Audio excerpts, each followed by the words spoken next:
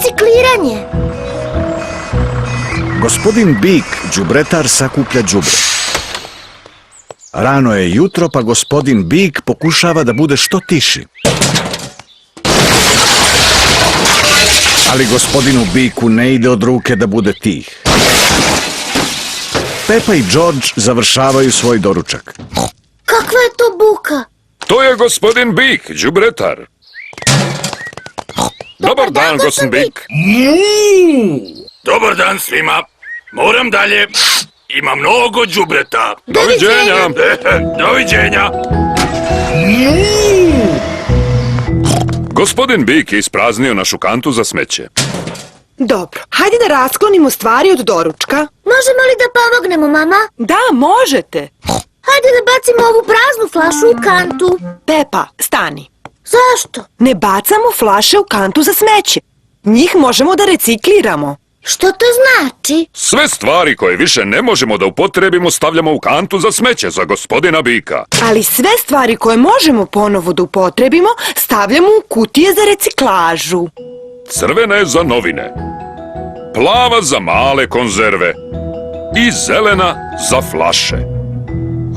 Pepa, ti imaš flašu. U koju kutiju ćeš je staviti? U zelenu.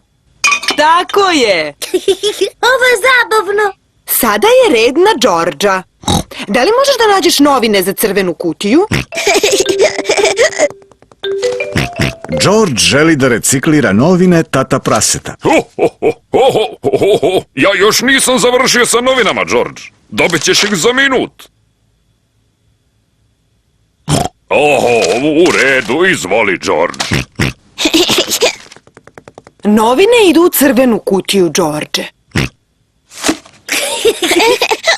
Sada, kada smo skupili dovoljno stvari, možemo da odemo u centar za reciklažu. Ura, idemo!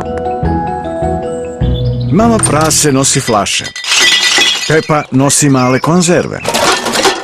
I George nosi novine. Da li ste svi spremni? Jesmo, tata prase! Onda idemo!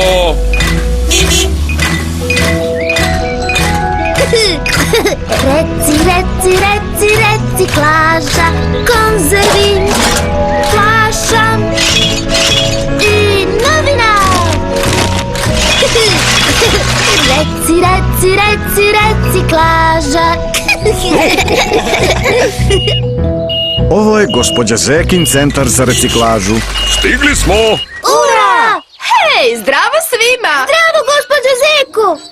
Došli ste da reciklirate? Jesmo! Odlično! Samo napred! Što to radi, gospođo Zeka? Reciklira sve zarđale stare automobile. Wow! Ko može da mi kaže u koju kantu idu flaše? U zelenu! Tako je! A konzerve idu u plavu. Odlično, Pepa! George želi da reciklira novine. Dobro, George, ti ubaci novine.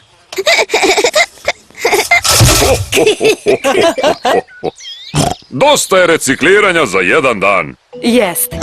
Hajdemo kući. O, gde je nestao naš automobil? Pepin automobil je nestao. Udaljite se! Gospođa Zeka reciklira Pepin automobil. Stanite, to je naš automobil. Šta? Stvarno? Da! Naš automobil nije star i rđav. Svašta od mene. Prosto volim da recikliram. Pa da, kao i mi. Ali mi volimo i naš mali automobil. Da, a i naš mali automobil voli nas, zar ne?